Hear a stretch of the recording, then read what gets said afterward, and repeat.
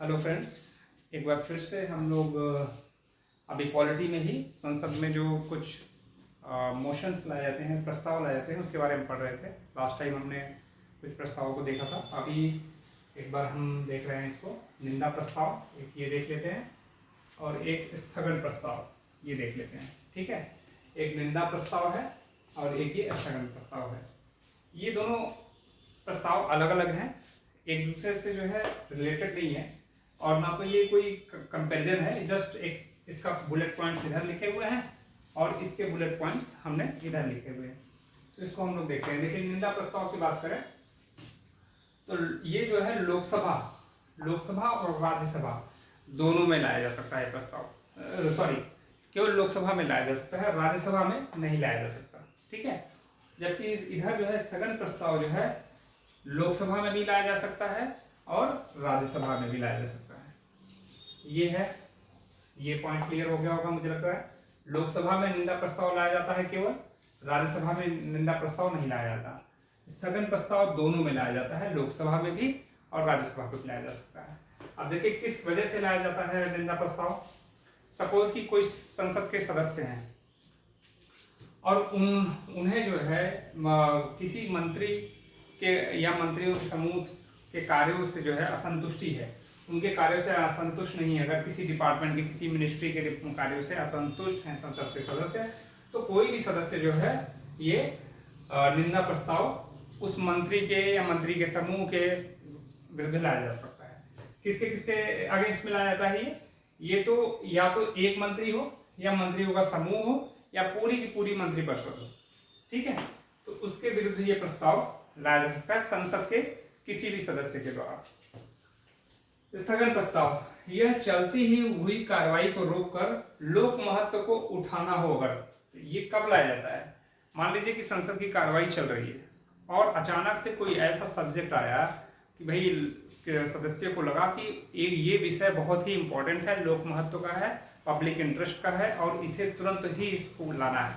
तो उस केस पे क्या होगा, चलती हुई कार्रवाई को बीच में रोका जाएगा और ये प्रस्ताव लाया जाएगा स्थगन प्रस्ताव। किस लिए? उस विषय को लाने के लिए जो लोक महत्व का विषय होगा उस समय का। इसके लिए कम से कम 50 सदस्यों का समर्थन चाहिए होता है। कम से कम 50 सदस्य इस प्रस्ताव को अपना समर्थन देंगे लाने के लिए, तभी ये प्रस्ताव लाया जाएगा।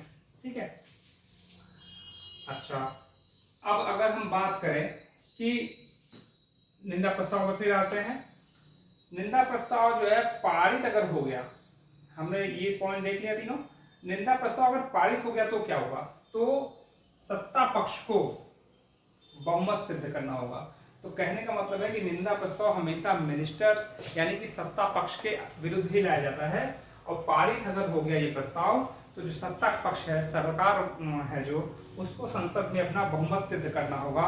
और ये बहुमत जो है वो सरकार कैसे सिद्ध करेगी, उसके लिए भी एक प्रस्ताव लाएगी जिसे कहते हैं हम विश्वास प्रस्ताव। लास्ट टॉपिक में हमने पढ़ा, विश्वास प्रस्ताव लाके वो अपना बहुमत सिद्ध करेगी।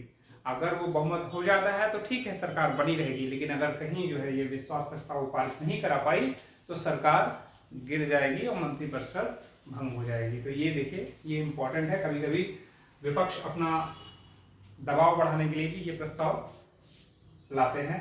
बहुत सारी चीजें हैं संसद के, ये अपने लोकतंत्र की खूबसूरती है। तो चलिए, ये देखिए, ये टॉपिक इसका कवर हुआ।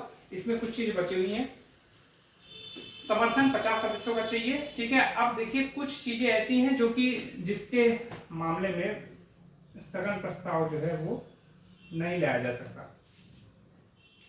अगर कोई पुराना मुद्दा है जिस पे पहले कभी डिस्कशन हो चुका है संसद में, उस पर कोई भी स्थगन प्रस्ताव, उसको दोबारा से लाने के लिए उस पर कोई भी स्थगन प्रस्ताव नहीं लाया जा सकता है।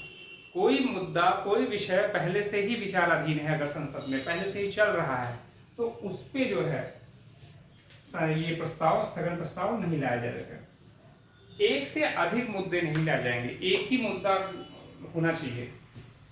जब भी स्थगन प्रस्ताव लाया जाएगा तो वो समय एक विषय होना चाहिए लोक महत्व का, उसी के विरुद्ध, उसी के लिए ये स्थगन प्रस्ताव लाया जाता है। उसको उठाने के लिए, कार्रवाई को रोककर, संसद की चलती हुई कार्रवाई को स्थगित करके ये स्थगन प्रस्ताव किसी एक मुद्दे के लिए लाया जाता है। न्यायालय में कोई मामला अगर विचाराधीन हो तो उस विषय पे भी संसद में नहीं लाया जा सकता स्थगन प्रस्ताव।